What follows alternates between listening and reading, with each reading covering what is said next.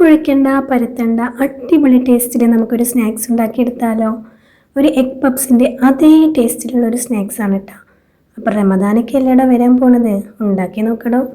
അതിനായി ആദ്യം തന്നെ ഒരു ബാറ്റർ ആവശ്യമുണ്ട്. അതിനായി കുറച്ച് മൈദ എടുക്കുക, അതിലേക്ക് അല്പം ഉപ്പും പഞ്ചസാരയും ചേർത്ത് ആവശ്യത്തിന് വെള്ളം ഒഴിച്ച് ഒന്ന് ബാറ്റർ ആക്കിയിട്ട് മാറ്റി വെക്കാം.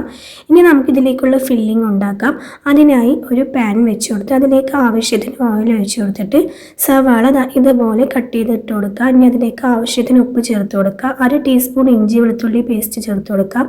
ഇനി ഒരു 1/2 ടീസ്പൂൺ മുളക് പൊടിയും 1/2 ടീസ്പൂൺ മഞ്ഞൾപ്പൊടിയും 1/4 ടീസ്പൂൺ കുരുമുളക് പൊടിയും 1/4 ടീസ്പൂൺ ഗരം മസാലയും 1/4 ടീസ്പൂൺ വലിയ ജീരകത്തിൻ്റെ പൊടിയും കൂടി ചേർത്ത് കൊടുത്ത് നല്ലപോലെ ഒന്ന് മിക്സ് ചെയ്യുക. ഇനി കുറച്ച് മല്ലിയില കൂടി ചേർത്ത് കൊടുത്താൽ നമ്മുടെ ഫില്ലിംഗ് ഇവിടെ റെഡിയായി. ഇനി നമ്മൾ എടുത്തു വെച്ചിട്ടുള്ള ആ ഒരു ബാറ്റർ ഇതുപോലെ ഒന്ന് ദോശ പോലെ ചുട്ടെടുക്കുക. എന്നിട്ട് അതൊന്ന് മാറ്റി വെക്കാം. അപ്പോൾ എല്ലാതും അതുപോലെ തന്നെ ഒന്ന് ചെയ്തെടുക്കാം. ഇനി നമുക്ക് ഇതിലേക്ക് എഗ്ഗ് ആവശ്യമുണ്ട്. ഇതുപോലെ പുഴുങ്ങിയ എഗ്ഗാണ്, ഒന്ന് പകുതിയാക്കിയിട്ട് മാറ്റി വെക്കാം. ഇനി നമ്മൾ ചുട്ടെടുത്ത ദോശ ഓരോന്ന് വെച്ച് കൊടുക്കുക. അതിൻ്റെ മേലെ നമ്മൾ ഉണ്ടാക്കി വെച്ചിട്ടുള്ള ആ ഒരു ഫില്ലിങ് വെച്ച് കൊടുക്കാം. എന്നിട്ട് കുറച്ച് ചീസ് കൂടെ അതിൽ വെച്ച് കൊടുക്കുന്നുണ്ട്. എന്നിട്ട് നമ്മൾ ആ ഒരു എഗ്ഗും കൂടി വെച്ച് കൊടുത്തിട്ട് ഈ ഒരു രീതിക്ക് മടക്കിയെടുക്കാം. ഇനി ഇത് ഒട്ടിക്കാനായിട്ട് മൈദയുടെ പേസ്റ്റ് കൊണ്ട് ജസ്റ്റ് ഒന്ന് ഒട്ടിച്ചു കൊടുക്കുക. എണ്ണയിൽ ഇട്ട് കൊടുക്കുമ്പോൾ വിട്ട് പോരാതിരിക്കാൻ വേണ്ടിയിട്ടാണ് കേട്ടോ. എന്നിട്ട് എല്ലാം അതുപോലെ തന്നെ നമുക്ക് ചെയ്തെടുക്കാം.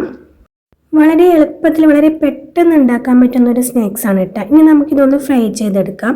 അതിനായി ഒരു പാൻ വെച്ച് കൊടുത്ത് അതിലേക്ക് ആവശ്യത്തിന് ഓയിൽ ഒഴിച്ച് കൊടുക്കാം. ഓയിൽ ചൂടായി വന്നതിന് ശേഷം ഓരോ സ്നാക്സും നമുക്ക് അതിലേക്ക് ഇട്ടിട്ട് ഒന്ന് ഫ്രൈ ചെയ്തെടുക്കാം. നല്ലപോലെ ഗോൾഡൻ നിറമായി വരുമ്പോൾ നമുക്കിത് എണ്ണയിൽ നിന്നും കോരി മാറ്റാം.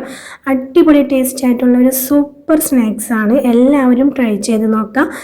അപ്പോൾ ഇതുപോലുള്ള ഈസി റെസിപ്പീസിന് വേണ്ടി എൻ്റെ ചാനൽ സബ്സ്ക്രൈബ് ചെയ്യാൻ മറക്കല്ലേ. Okay, thank you.